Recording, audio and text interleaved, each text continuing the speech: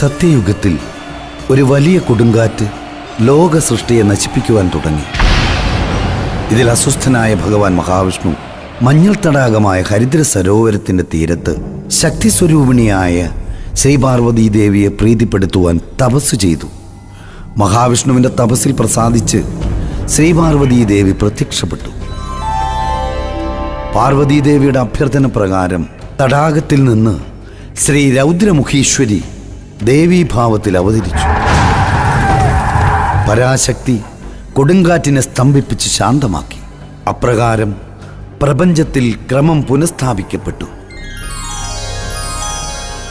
കൊടുങ്കാറ്റ് ശമിച്ചതും വലിയൊരട്ടഹാസ ചിരിയോടെ മദൻ എന്ന രാക്ഷസൻ പ്രത്യക്ഷപ്പെടുകയും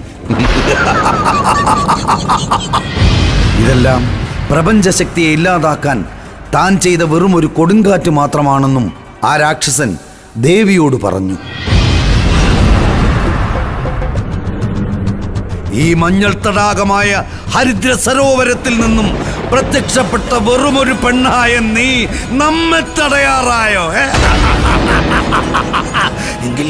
എങ്കിലിതാ നിന്നെ നാം കാലപുരിക്കയക്കാൻ സമയമായി.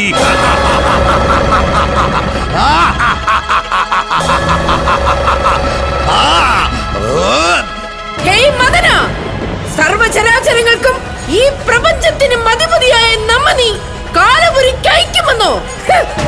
നിന്നെ പോലെയുള്ള ദുഷ്ടശക്തിയെ നിഗ്രഹിച്ചും ഈ പ്രപഞ്ചത്തിന് സമാധാനം നൽകുവാനാണ് നാം വന്നിരിക്കുന്നത്.